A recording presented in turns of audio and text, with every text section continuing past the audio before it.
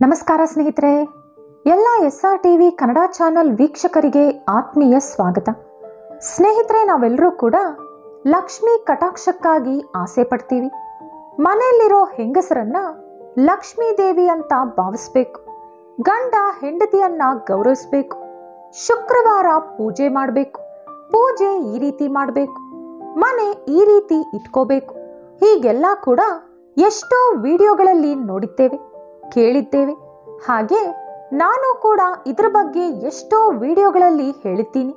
ಆದರೆ ಲಕ್ಷ್ಮೀ ದೇವಿ ಇಷ್ಟಪಡುವಂಥ ಹೆಂಗಸರು ಯಾವ ರೀತಿ ಇರಬೇಕು, ಯಾವ ರೀತಿ ಇರೋ ಹೆಂಗಸರನ್ನ ಲಕ್ಷ್ಮೀ ದೇವಿ ಇಷ್ಟಪಡ್ತಾರೆ ಅಂತ ಈ ವಿಡಿಯೋದಲ್ಲಿ ತಿಳ್ಕೊಳ್ಳೋಣ. ಆದರೆ ಅದಕ್ಕೂ ಮುಂಚೆ ನೀವಿನ್ನೂ ನಮ್ಮ ಚಾನೆಲನ್ನು ಸಬ್ಸ್ಕ್ರೈಬ್ ಮಾಡ್ಕೊಂಡಿಲ್ಲ ಅಂದರೆ ಖಂಡಿತ ಈಗಲೇ ಸಬ್ಸ್ಕ್ರೈಬ್ ಮಾಡ್ಕೊಳ್ಳಿ.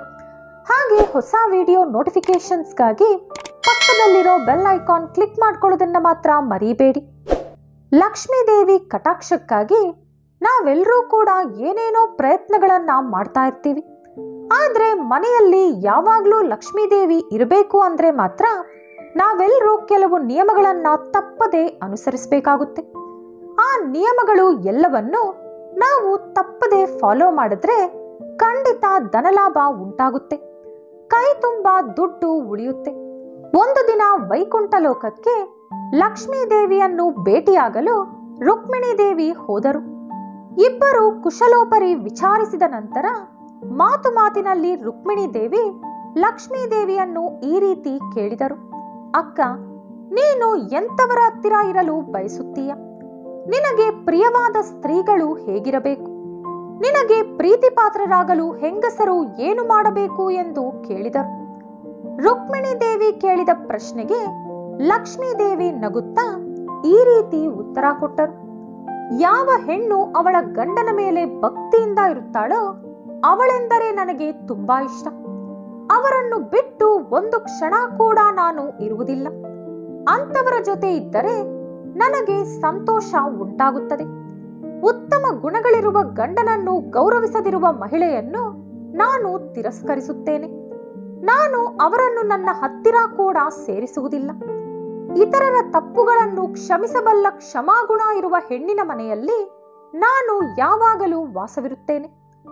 ಸತ್ಯ ಮಾತನಾಡುವ ಮಹಿಳೆಯರು ನನಗೆ ಪ್ರೀತಿ ಪಾತ್ರರಾಗುತ್ತಾರೆ. ಕಲ್ಮಶ ಇಲ್ಲದಿರುವ ಸ್ತ್ರೀಗಳು ನನ್ನನ್ನು ಪಡೆಯುತ್ತಾರೆ. ಮೋಸ, ದ್ರೋಹ, ಸುಳ್ಳಿನಿಂದ ಇತರರನ್ನು ನೋಯಿಸುವವರನ್ನು ನಾನು ಎಂದಿಗೂ ಇಷ್ಟಪಡುವುದಿಲ್ಲ. ನನ್ನ ದರ್ಶನ ಅವರಿಗೆ ಲಭಿಸುವುದಿಲ್ಲ. ಪವಿತ್ರವಾಗಿ ಒಳ್ಳೆ ನಡವಳಿಕೆಯಿಂದ ಇದ್ದು ದೇವತೆಗಳು, ಬ್ರಾಹ್ಮಣರನ್ನು ಗೌರವದಿಂದ ಕಾಣುವ ಸ್ತ್ರೀಗಳೆಂದರೆ ನನಗೆ ತುಂಬಾ ಇಷ್ಟ. ಅತಿಥಿ ಸೇವೆ ಮಾಡುವ ಸ್ತ್ರೀಗಳು ನನ್ನನ್ನು ಸುಲಭವಾಗಿ ಪಡೆಯಬಲ್ಲರು. ಇಂದ್ರಿಯಗಳನ್ನು ಜಯಿಸಿ ಪರಪುರುಷರನ್ನು ಕ್ಷಣವೂ ಕಾಮಿಸದ ಸ್ತ್ರೀಗಳಿರುವ ಮನೆಯಲ್ಲಿ ನಾನು ವಾಸವಿರುತ್ತೇನೆ. ಅಂತ ಮನೆಯಿಂದ ನಾನೆಂದೂ ಕೂಡ ಹೋಗುವುದಿಲ್ಲ. ಅಂತವರ ಆಧೀನದಲ್ಲಿ ನಾನಿರುತ್ತೀನಿ.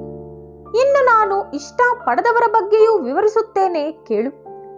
ಗಂಡನನ್ನು ವ್ಯತಿರೇಕಿಸಿ ವಾದಿಸುವ ಹೆಂಗಸರು, ಪೌರುಷದಿಂದ ಮಾತನಾಡಿ ಇತರರನ್ನು ನೋಯಿಸುವ ಸ್ತ್ರೀಗಳು ನನಗೆ ಅಸಂತೃಪ್ತಿ ಹಾಗೂ ಕೋಪ ಉಂಟು ಮಾಡುತ್ತಾರೆ. ಪರಪುರುಷನನ್ನು ಬಯಸುವವರು, ಇತರರ ಮನೆಯಲ್ಲಿ ದೌರ್ಜನ್ಯದಿಂದ ವಾಸವಿರುವವರು ನರಕದಲ್ಲಿ ಕೀಟಗಳಂತೆ ಜನ್ಮ ಪಡೆಯುತ್ತಾರೆ. ನಾನು ಕನಸಲ್ಲೂ ಕೂಡ ಅವರೊಂದಿಗೆ ಇರಲು ಬಯಸುವುದಿಲ್ಲ.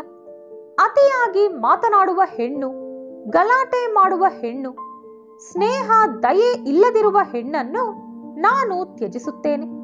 ಸೋಂಬೇರಿತನ, ಅತಿಯಾದ ನಿದ್ದೆ, ಹಿರಿಯರ ಮೇಲೆ ಅಗೌರವ, ಮನೆ ವಾತಾವರಣ ಕೊಳಕಾಗಿಟ್ಟುಕೊಂಡು ಮನೆ ವಸ್ತುಗಳ ಮೇಲೆ ಬೆಲೆ ಇಲ್ಲದ ಸ್ತ್ರೀಗಳು ಎಂದೂ ನನ್ನವರು ಆಗುವುದಿಲ್ಲ. ಅಂದರೆ ನಾನವರಿಗೆ ಎಂದೂ ಕೂಡ ಒಲಿಯುವುದಿಲ್ಲ. ನನ್ನ ದಯೆ ಅವರ ಮೇಲೆ ಇರುವುದಿಲ್ಲ ಎಂದು ಲಕ್ಷ್ಮೀ ದೇವಿ ರುಕ್ಮಿಣಿ ದೇವಿಗೆ ವಿವರಿಸಿದರು. ಈ ವಿಡಿಯೋ ನಿಮಗಿಷ್ಟವಾದಲ್ಲಿ ಲೈಕ್ ಹಾಗೂ ಶೇರ್ ಮಾಡಿ. ಇಂತಹ ಹೆಚ್ಚಿನ ಉತ್ತಮ ಮಾಹಿತಿಗಳಿಗಾಗಿ ತಪ್ಪದೇ ನಮ್ಮ ಚಾನೆಲ್ ಅನ್ನು ಸಬ್ಸ್ಕ್ರೈಬ್ ಮಾಡ್ಕೊಳ್ಳಿ. ನಾಳೆ ಮತ್ತೊಂದು ವಿಡಿಯೋದೊಂದಿಗೆ ಪುನಃ ಭೇಟಿಯಾಗೋಣ. ಧನ್ಯವಾದಗಳು.